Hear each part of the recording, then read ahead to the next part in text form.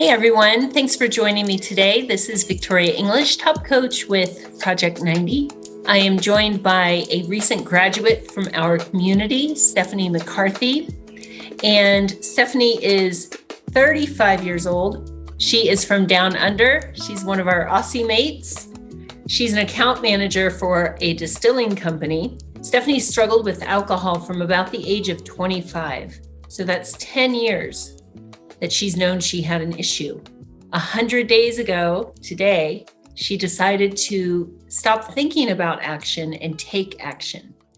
If you've listened to this podcast before, you know that in Alcohol-Free Lifestyle, in Project 90 and Beyond 90, we work with high performers, people who are action takers, problem solvers, innovators, solution finders.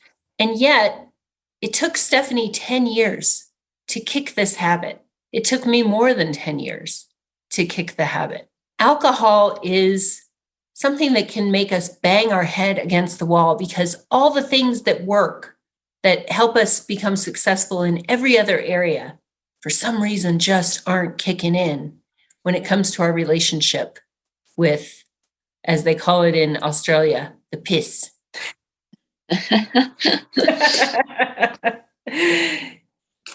If this sounds like you might be a fit for our community. And as you've heard me say, you can book a call with us. It's kind of an interview. We're interviewing you as much as you are interviewing us to see if we're a fit for each other.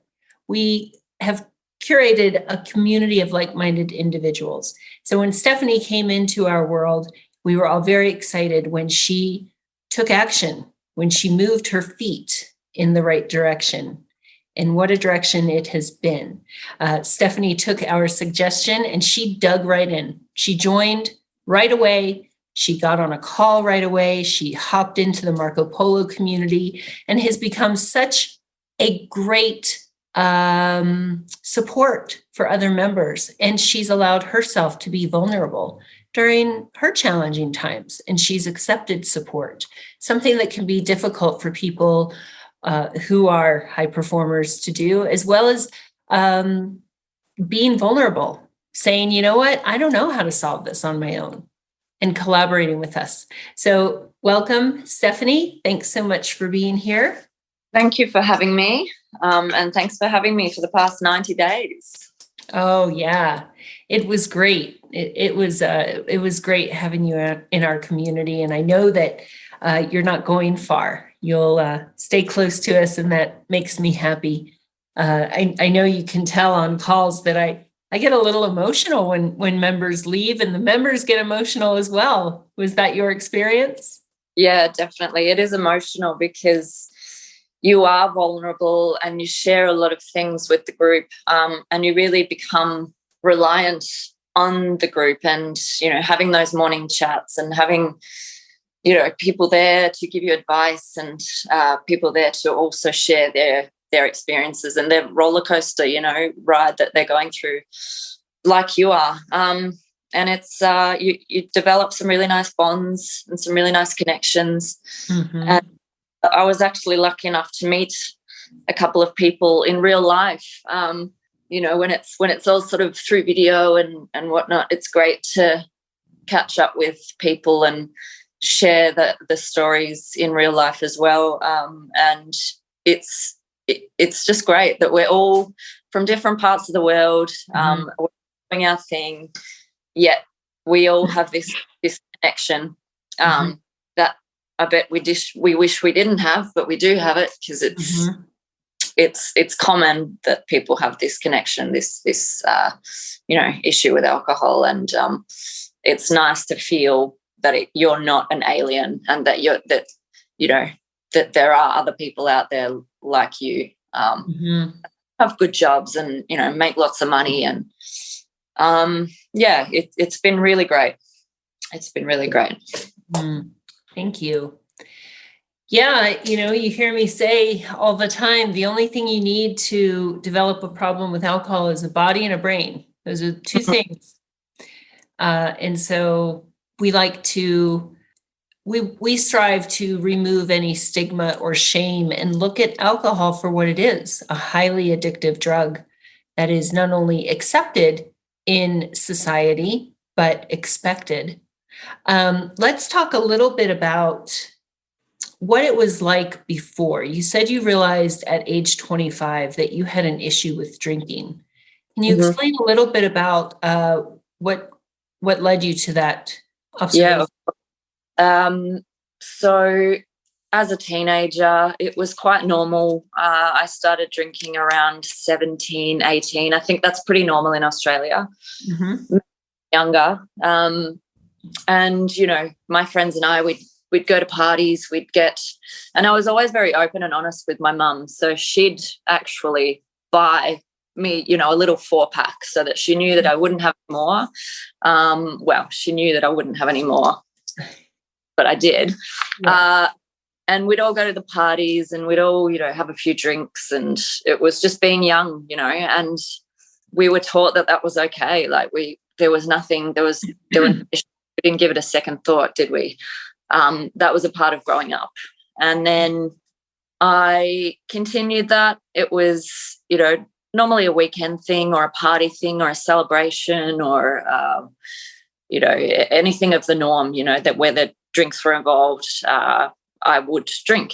And then obviously uni started, and that's when it sort of kicked up a notch, because we'd go for lunch and we'd start earlier, basically, and we'd go back to class after having a couple of beers, and then it just became just a normal part of life was to have a drink at least 3 days a week, 4 days a week.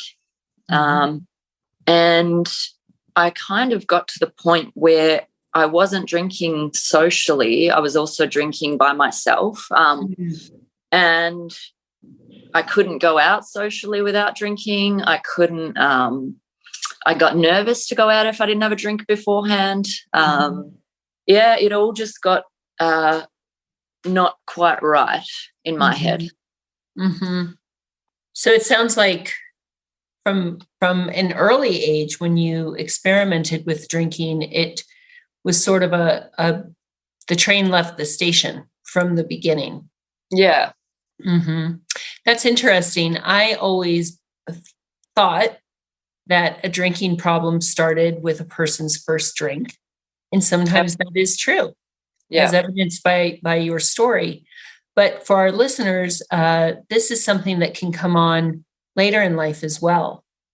And there is a lot of research now saying that people who have their first drink younger than, say, 20 or so are more likely to develop an issue with alcohol later in life. And it's interesting to look back on. That would have been about 20 years ago that your mom would give you a small amount of alcohol to drink. And I hope that the culture is changing in some ways as we begin to really see what this substance is. Because before, if someone had said to your mother, "Are you going to give Stephanie a wee bit of cocaine to try?" she would have said, "What? Oh my God. I don't do drugs, and I don't allow my children to do drugs." And yet alcohol in some studies is proven to be even more addictive than than cocaine. So it's something to think about, right? Because as we mature and as we evolve, we do better. And I thought the same thing when I was drinking and I had 3 teens. I thought, well, a small amount, that's just what teens do. So, but with drinking, we can also develop a problem later. I had alcohol misuse in my family, but I thought I knew what it looked like. And when I didn't look just like that, I put it off for quite a while, getting that help. So just something to think about for our listeners. Maybe you are on that train that left the station a long time ago. Maybe you are, your train is leaving the station, even though you thought it wasn't going to ever. And then certainly something to reconsider about our thoughts around alcohol in young people. Instead of looking at alcohol as kind of a bonding thing with our kids, perhaps we reframe that just a little bit and invite them to pause, to delay their first drink. So thanks for sharing that. As you went on through your 20s and then entered your 30s, what sorts of methods were you using to control alcohol? So I went to AA a couple of times. I didn't really like AA. I didn't feel, I felt a bit out of place. I met a couple of really, really nice people, and I kind of went for them, to support. I didn't, I knew straight away, let's put it this way, I knew straight away that that wasn't going to work for me. So I thought that I would go it alone, and I did go it alone for about 9 months at one stage. So I stopped drinking completely for 9 months, and then I went back to just thinking that I could control it and moderate and be a normal drinker. So, and that was a vicious cycle for quite a few years. And going back to the point where, I think there's a lot of people out there who do have a problem with drinking, and you do look at other people and say, yeah, they've got a problem, but it's more about some people could have 20 drinks and be okay, but I can have 3 drinks and not be okay. Do you know what I mean? Like, yeah, there's a big difference between a lot of people, but my drinking levels, and people would say to me, you don't drink that much, but I drank too much for me. I like that. Absolutely. It's quite normal for us as we're questioning our relationship with alcohol to do the comparing, to look at other people and say, well, gosh, they've had more than me and they're fine. I must be fine. Well, for starters, there's a lot of things that contribute to that: body weight, your gender, etc., including functional tolerance. They just may be in need of more alcohol to get the buzz. But yeah, it comes down to how's alcohol working in my life? And if 3 drinks is causing it to not work that well, it's okay to give yourself permission to look at that. Yeah. And again, I've said before on podcasts, we are a fan of all methodology. Whatever helps people get in control of this relationship with alcohol, we're all for it. I know lots of people who have attained sobriety through AA, so whatever works for you is great. But what resonated with you about Project 90 that perhaps you didn't find in AA? I think it was the daily communication and the daily chats, and I think the connection was more real and a bit more honest with people that I could be a little bit more real and honest with, because I felt that they understood it, because it was about, everything else in life is friggin' amazing, but there's this cloud and this annoyance that I can't shake, and yeah, like you just, everything else is perfect, and I just liked the variety and the diversity of people from around the world as well, and learning different things about them, and we just had quite a bit in common, but we were from completely different parts of the world, and we were able to connect on that level. And the Marco Polos, every morning routine to get up and watch the videos from James, and then jump on the Marco Polos every morning, and it was my morning routine, and it was just nice, and I don't know, it just kind of felt like you had someone there the whole time, day or night. Right. So completely different to anything else. Good. Yeah, that's the reality of this program. We have the coaching, the community, and the accountability. And Stephanie's right. You have people there for you any time of day or night. It's not uncommon to have someone hop on polos and say, I'm going into this social event and I'm posting now so that I'm accountable. I'm going into a golf outing with all my drinking buddies and I'm posting for support and everyone's there. And then on the other side of those events, when they're back home in their pajamas and they're like, yes, I came home, no blurry vision, no headache tomorrow. It's good stuff, right, Stephanie? Yeah, it's fantastic. And it makes you want to do the same thing. You'll then have a social occasion coming up and you'll be like, no, right. So, for example, Coach V did this, so I'm going to try this and it works, Yeah, it's good to be there through everyone's journey and learn the little tricks along the way, and not tricks. That's probably not the right word. Tactics. Well, yeah. That's better. That's the coaching term for tricks. I like that. A technique, yes. Because, the alcohol was tricking us and now we're using tactics to eliminate. I love that, right? You may have heard me say, Stephanie, alcohol's playbook is not that big. Yeah. Right. It's the same old, same old. And so to your point, we are from different parts of the world, different professions, different, family situations, et cetera, different ages. But alcohol uses that same old tired playbook on all of us. Mm-hmm. And in this community, you step into your own power again and say, you know what, I'm a smart person. I've gotten this far in my life. I must know a couple of things. How do I harness all of these attributes so that I can outsmart this not so smart booze? Mm-hmm. Mm-hmm. It's not smart. It's not smart at all, but it's sneaky. Bingo. Yes.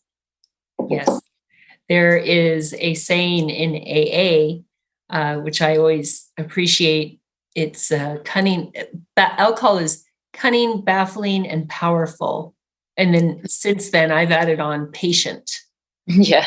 Right. It is a little bit sneaky, but we're smarter. We are smarter. And giving ourselves that 90-day break, which many people choose to extend, as you are, it does just allow our brain and body to clear out a bit so that we can really dig in and process this stuff and use those tactics. And that's the power. That's the control. Has that been your experience? Absolutely. And it's an interesting one for me because having stepped back from it on a personal level, and realizing what it is, in a more scientific way, as well as you've kind of taught us through the program as well. I work in the industry, so now I'm looking at it just as a packaged piece of marketing that's sold to millions of people everywhere. And I'm kind of looking through the labeling and I'm like, what's in there is actually ethanol. Mm-hmm. And it's crazy. It's crazy to be in this industry and just know how much money is involved in it when it's literally, at the end of the day, ethanol with a bit of flavoring. Yes. Yep. And so, yeah, it's been a big eye opener. And so I'm kind of transitioning from the alcohol to get into the non-alcohol sector of the industry. I like that. Like that industry is certainly exploding. And it does take some of the shine off the apple when you look at it for what it is. It is the same stuff that goes into our cars. Mm-hmm. It's just dressed up so that we can drink it and remixed a bit so that we don't die the minute we ingest a small amount, which was nice of them to do for us, but they need to keep their customers around. Well, was it nice of them, or was it sneaky of them? I'm being facetious, obviously. Yes. Well, again, I think we share this, Stephanie, in that we look at alcohol now and we see what it is. We see what the tricks that are up the sleeves and how they are trying to bamboozle us. And you sound a bit like me in that I became offended. You thought I was this stupid that I needed this garbage. And I got angry. I'm like, really? But hey, you know what? That can fuel our motivation. Yeah. Have you found that? Yeah, absolutely. It's definitely fueled my motivation. You know, I when I started working for this company, I actually went into their distillery, and I had to kind of look at all the ingredients and learn how it's actually made, these products, you know. And I got introduced to the actual neutral spirit that goes into most beginnings of vodka and gin, for example. And it is disgusting. Like it's like, why, you know, having that naked form of what we're drinking is an eye opener. It's like, that is just wrong, man. Isn't that interesting? When you say it's disgusting, what was disgusting about it? It's 96.2% poison, you know? Wow. Yeah. It's that they then dilute down, but still it's there, you know? Wow. That is incredible. So hence my transition from this to non-alc, because I don't think that I think there's a lot of people who need a substitute. That's not me. And I don't think people should need a substitute, but I also think it's nice to have something fun when you're not drinking as well. Yeah, if that makes sense. Oh, it completely makes sense. Yes. One of our coaching tactics is around recreating the ritual. And you've done a really great job of that. Can you explain a bit about recreating the ritual, what that means in Project 90? Yeah. So the ritual, you know, you would come home after a hard day's worth of work and opening a wine bottle and pouring a glass of wine. And my thing was drinking a glass of wine or two or three or four while I was cooking dinner, which is very common. And now I come home and I have all these beautiful tonic waters or, you know, flavored sodas, and not even, sometimes I add fresh berries or frozen berries, and just turn it into this awesome, you know, drink that it's a completely new ritual, but it's the same ritual just without the poison. It's great. And for our listeners, what's the purpose of that ritual? Because the intention of the ritual hasn't changed. Yes. Because in your mind, you know, that was relaxing for you. You would kind of, you know, take a sigh of relief once you've had your first sip, right? And you thought it was doing something for you, in a way of relaxation, and your work day is finished, and this is going to help you relax, and and now you're substituting it for something else, like a flavored soda or a tonic. You're still getting that sense of relaxation because it's a similar ritual, but you're not, it's healthy. So it's a win-win. Because in your mind, you are relaxed, and in your body, you're healthy. So, right. Hi, this is James Swanwick with a Save the Date announcement. Our annual retreat is taking place on January 19, 20 and 21 of 2023 in the country of Colombia, just outside of Medellin, Colombia, in fact. If you have always wanted to visit Colombia or you fancy a January trip abroad, join us at our annual wellness weekend where we will have speakers, hiking, breathwork, and lots more. We did our annual retreat this year, 2022, in Austin, Texas. And 2 years ago, before the pandemic hit, we had it in Los Angeles, California. Now, in 2023, we're going international. So if you would like to join me, our top coach, Victoria English, and a whole host of Project 90 clients, past clients, and prospective clients, and you want to bring your family or your spouse, and you'd like to join us in Medellin, Colombia, January 19, 2021, then send me an email to james@alcoholfreelifestyle.com and just put in the subject line Colombia. By the way, you spell Colombia Colombia. Most Americans like to say Colombia, Columbia, but the correct spelling is Colombia, Colombia. So if you email me at james@alcoholfreelifestyle.com with the subject line Colombia, we will save your details, we will send you details and put you on the wait list, and in a couple of weeks from now, more details will be made available. Hope to see you just outside of Medellin, Colombia. Let's get back to today's episode. If you think about it, as humans have always had rituals. yeah. And I think when people consider giving up their evening cocktail, they look at it as sacrificing a ritual, when really you get to have the ritual.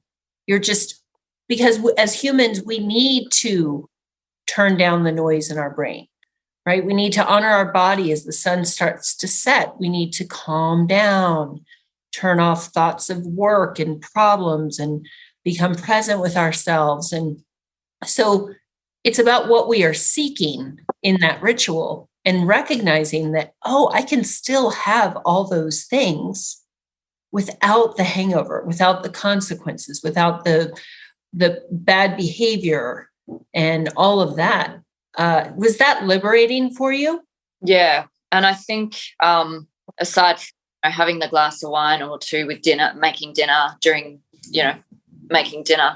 it was also I'd sit at home sometimes and just completely numb myself out as well with the alcohol, because I wanted to kind of switch my brain off, or just not think about anything, and there are so many other better ways to do that, and I've found going for runs and turning up music and losing myself in that has been so good. And even, this is going to be really random, but I've started walking dogs, and I'll walk a dog of an evening and just get caught up in other things, and it's satisfying, and my mind's not on work, and it's all the other things you can do right is endless. It is. And so now you're getting what you were actually seeking in that wine. You're getting the reconnection with yourself. You're getting to relax and unwind, and you're doing things that you enjoy, truly enjoy. Because yes, listeners, I know everyone enjoys that first glass, but if you could have just one glass, you wouldn't be listening to this podcast. No one comes in and goes, I'm going to drink everything I can get my hands on, right? No, we're seeking a ritual. And Stephanie just gave you a wonderful example of how she still has the ritual, but now it's actually enriching. And she wakes up the next day actually ready, prepared, enthusiastic about moving forward in her day. What a difference. Yeah. What a difference. You just switch things out. The drink in your hand. I was out to dinner with our member Jackie and James Swanwick, our founder, the other night, and I had two drinks in front of me, and we were laughing. And I said, I'm just a heavy drinker. I just need to make sure I've got the right thing in my cup. That was my problem all those years. So you can still have what you want and need, but in a healthy way. So Stephanie, you, as I mentioned, you did a brilliant job of committing to the program. You came in with both feet. You jumped in. You were very engaged. Tell us a bit about your life when you were drinking versus now when you are not drinking, about your relationships and things like that. What's happened there? So when I joined the program, my partner and I had decided to take a bit of a break. Mm-hmm. She felt that things weren't working, and we've been together for 8 years, so it's a long-term relationship. We've traveled the world, we've done a lot of great things together, but the whole time I was a drinker. And as I said, we did a lot of great things together, and a lot of nice memories, and we moved countries quite a few times and learnt different languages and just had a great 8 years. But something wasn't quite right, and so we decided to take a break. I joined the program, and in those 90 days, I don't even know how to tell you or begin to tell you how much I've changed as a person. The Stephanie that started is not the same Stephanie that's here today, that's for sure. And the great thing is a lot can happen in 90 days, and from the transformation, we've actually kind of sparked the relationship back up again, because my partner says that this is the person that she has wanted to be with. And essentially not drinking and not having a clear mind and being focused and doing all the things that I wanted to do has turned me into the best version of myself that I can be at the moment. So the relationship is back on, and it's just crazy to think the whole 8 years of the relationship I was drinking, and parts of those 8 years was drinking way too much, and some parts I wasn't drinking at all, and she was there through that whole roller coaster, and it's actually quite confronting to now have conversations about how my personality changed after a few drinks, and the person that I became after a few drinks was not nice. Yeah. And for someone to put up with that, and for me to shrug it off at the time and say, well, so what, I have a couple of drinks, I'm still a good person, and kind of taking offense to it that someone had a problem with it, It's just a huge eye-opener to be on the other side of that and listen to someone who you love very much tell you how much they struggled with it. There's so many layers to what you just shared. First and foremost, here's a wonderful relationship which would have likely never been restored if you kept drinking. And how sad that is. And yet it's extremely common that, I call it the alcohol love triangle. We're in a relationship with another human, and yet here's this substance which steals our attention, our commitment. We defend it. over the person we love. Yes, over the person we love.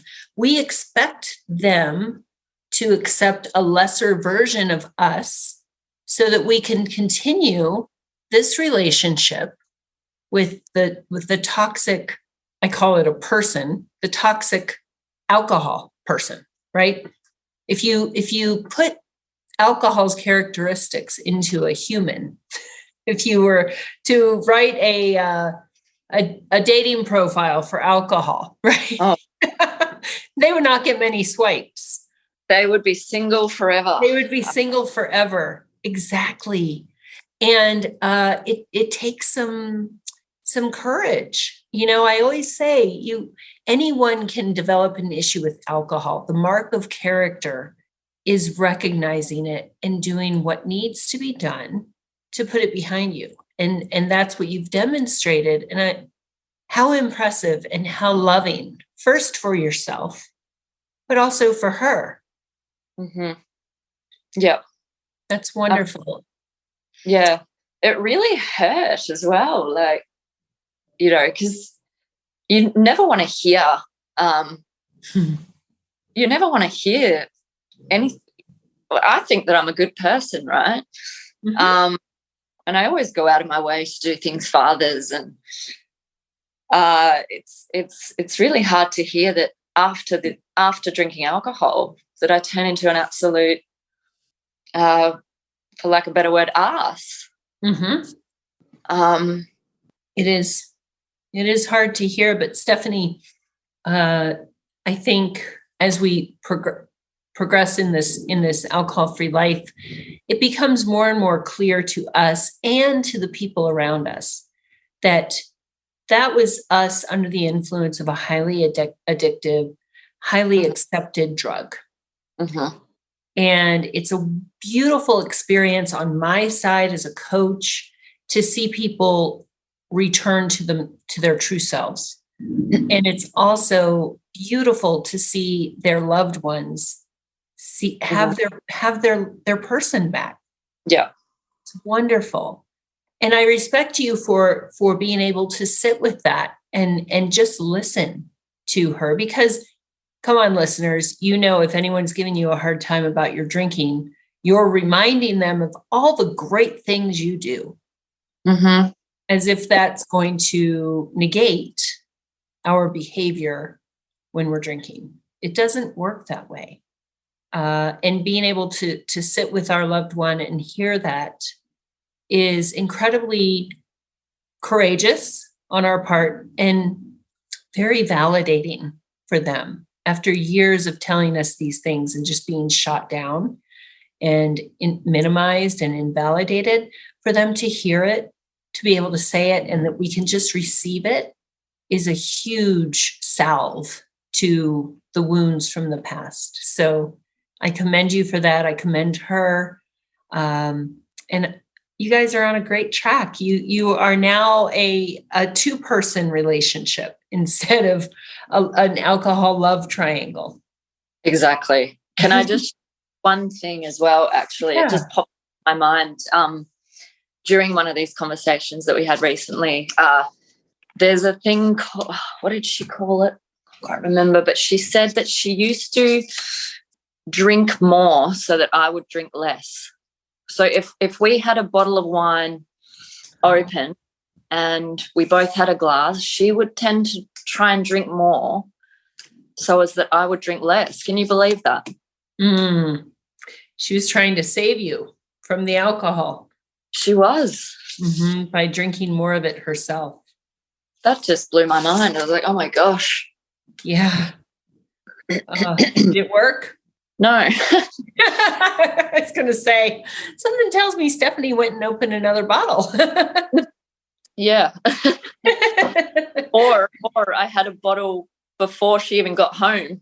I was going to say, and then your poor partner is there with a bit of a hangover the next day trying to save you.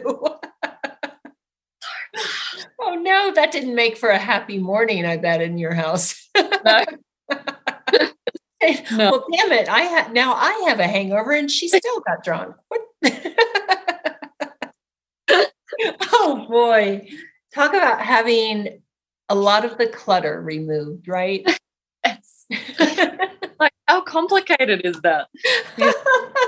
I'm just envisioning both of you racing for the Tylenol bottle, and she's going, "Damn it, Stephanie." Oh my goodness. Well, give her a hug from us. And yeah, I will. Tell her we say, good effort. I'm so glad that you have restored that. I'm really glad. That's wonderful. Good relationships are rare in life, and I'm sure going forward you will both treasure each other a little more. That is one of the gifts of becoming alcohol-free, right? When you come into the community, you're like, man, I'm sorry this happened to you too with the boozing. But then, because yes, when you come into this, you're not feeling great about yourself. There's some wreckage, and it may feel like, oh God, we got to do this. But as you move forward, and I think around, into the 80s, 90s, hundreds of days, you really do start to see that, okay, I had to go through some suffering to get here, but life is sweeter because we've been there. We've been to that place where it's not sweet. What in life, beside this restored relationship, what else is sweeter for you? Everything. Waking up is sweeter. Going to bed is sweeter. I'm more active. I'm way more social as well. And it's funny, you think that you're more social when you drink, but in fact, you're not. You're more social when you don't drink. And it's one of those lies that alcohol tells you, that you need it to, be the funny one or without it, you're even more and even more fun. And your punchlines are kind of more on the money, and and you feel more confident talking to people. Well, I do anyway. Everything's sweeter, the sun shining every day is sweeter. Going for a walk through, I've got these beautiful gardens opposite my house, and I'm just appreciating them more. It's just everything. Yes. That's beautiful. The color is back in your life. It's so funny when people graduate, they never say to me, even though it's quite common that people begin making more money, or they are engaged in new ventures with their business that have a lot of potential. They're going after deals they may have shied away from in the past. That's amazing. It's great. We always kudos to anyone making more money, but that's not what they talk about the most. They talk about the small things like the gardens, the sunshine. Yeah, well, they were the first things that came to mind. But, since not drinking, I have had 2 promotions and 2 pay raises. So, and I'm launching my own business in 2 weeks. So there are those other things that are fantastic. But the most important things are the ones that I told you first. So yes, right. So all of the promises we make in our marketing about better relationships, better sleep, better careers. Would you say we are being authentic in our advertising? Yes, 100%. Yes. Yeah. It sounds like some crazy voodoo, but it's real. It's real. It is real. And I'll never look back. And I think I'll have friends for life as well, which is awesome. Yes. It's just been such a great experience. And as I said to you earlier, I don't want it to end. So I'm going to just keep jumping on the Marco Polos and just keep getting involved. Right. And Stephanie, as a graduate, will stay in the Marco Polo community, but we're here for our members long term. We've had members who go through some challenging times, maybe a loss of a loved one, or a huge upset in their career, or something happens, right? A health crisis. And we are always here for you. Or just to pop on a call sometime and say hello, because now you are the inspiration for the people coming in on day 1, day 5, saying, is this going to get better?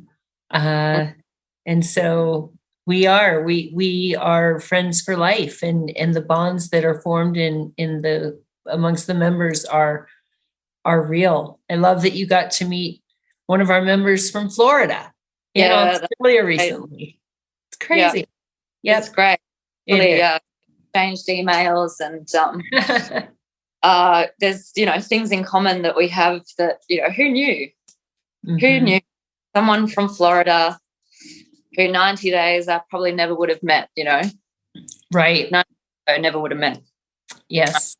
Yeah. I think the universe definitely has a hand in all of this, and the way we come together, and the people that come to us, and the people that are invited into our community. There's some really great energy exchange in there. So I'm so glad that you are a part of our community, Stephanie. It's been wonderful getting to know you and to coach you, and see you come back home, come back to yourself. Yeah, thank you. It's a great way to put it. I have come back into, maybe let's say, the original Stephanie. I think it's Stephanie 2.0. Yeah. You've got some new tools and tactics which will serve you in every area of life. Sounds like they already are. Yeah. Wonderful. Okay, well, listeners, I hope you have enjoyed our chat. And if this resonates with you, don't wait any longer. No point in waiting. Alcohol doesn't give up on us. It's going to keep digging its claws in. So schedule that interview with us. Let's see if we can help you pry those claws out of you, and, like Stephanie, come home to yourself. Stephanie, thank you so much for being here. It's a great act of service to help others. You'll inspire them. And thanks for the past 90 days. It's been awesome. And here's to the next however many years I've got left of living. You have a lot. And they're going to be in Technicolor. I love it. Okay, everyone, until next time, cheers. Stephanie, I'll see you on the polos. Have a wonderful weekend. Take care. Hi there, this is James Swanwick. Thank you so much for listening to the show. I would be so grateful if you would leave a review. That will help us climb the rankings and get our show exposed to so many more people who could really benefit from the content. You can do that by going into Apple Podcasts, rating the show, writing a little 1-sentence summary, and posting it. That would be so amazing. Thank you. Likewise, if you would like to schedule a 15-minute exploratory call and apply for our Project 90 program, then you can do so by going to alcoholfreelifestyle.com/project90. If you'd like to get the free guide, that is the Alcohol Freedom Formula Guide, you can go to alcoholfreelifestyle.com/guide. Our YouTube channel is at alcoholfreelifestyle.com/YouTube. You can follow me on Instagram and TikTok at James Swanwick. Thank you so much for listening. We so appreciate you, and we'll catch you on the next one.